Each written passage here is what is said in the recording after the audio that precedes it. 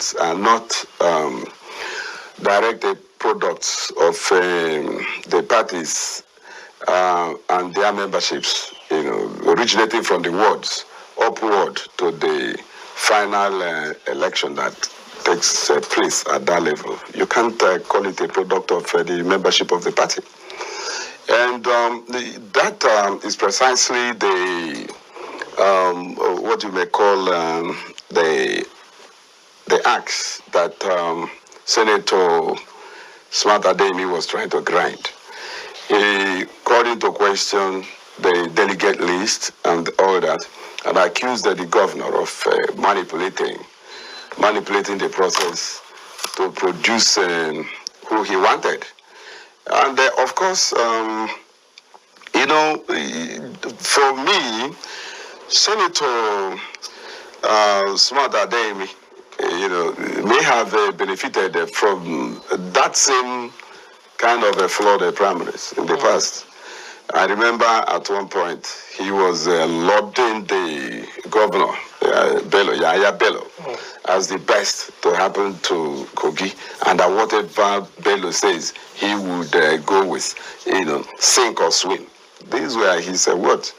And now that he has fallen victim because he somewhere along the line fell out of favor, with the governor, and the governor seemed to prefer somebody else, is crying a foul.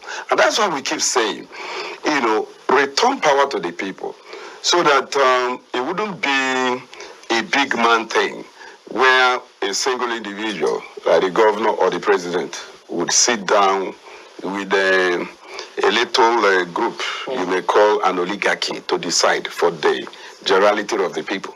That's exactly what has been going on. And such practices have actually reduced Nigerian democracy to mere civil rule. In other words, going by what has happened in the primary school and the rest, they really confirm. They confirm what I have often held as my position, that Nigeria is not yet a democracy. At best, what we practice is still civil rule. And a civil rule in the sense that in civilians, it's not the military that is doing that. But the method is essentially the same.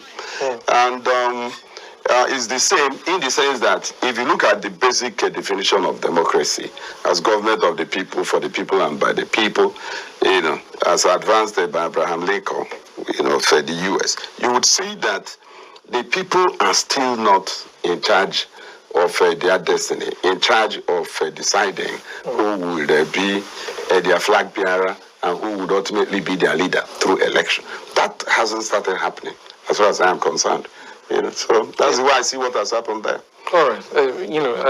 This brings into question some of the agitations that all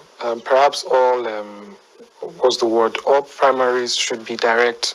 That's always been my position. Direct primaries. Oh, you agree? Oh, sure. Is it less likely I've actually advocated that here on your station.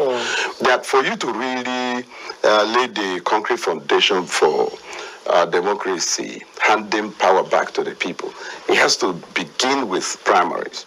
It's the primaries, and the primaries, must involve the leaders, the leaders and the led.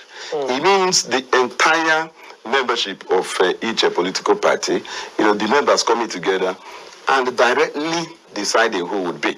That is not what you have at the moment. Will it reduce all these issues that we have? It will. It will, in the sense that it is going to mitigate the influence of money. What actually happens in a kind of primaries we have at the moment is a kind of bazaar, and is the sale of the party ticket to the highest bidder at all levels. That's a fact.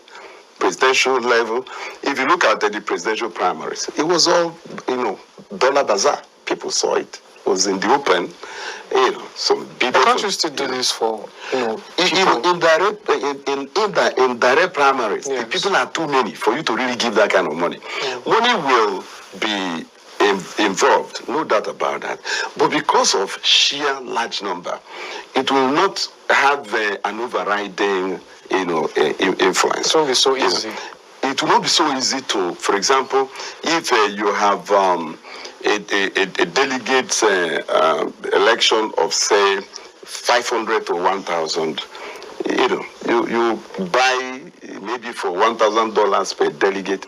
If you have to deal with membership of a political party of upward of 50,000, 100,000, 200,000 members, such an amount, even deployed, triple, will not have so much influence. Do you get the point? So you discover that money, the influence of money will be reduced to the barest minimum. Don't forget, I didn't say eliminated. Yes. It will still play a role, but the role it will play will be minimal. But now, as we speak, it is a bazaar. It is the auctioning of the party ticket. Look at what happened with the Labour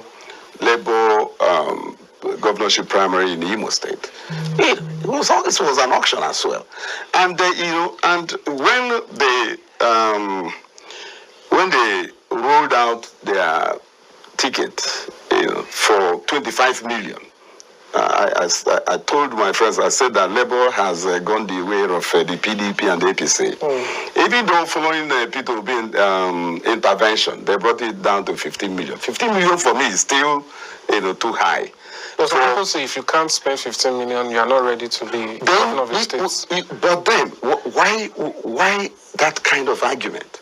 When you say one cannot be governor of a state if he cannot afford the 15 million naira, you ask yourself, how many retirees, for example, can, do you understand that, afford 15 million?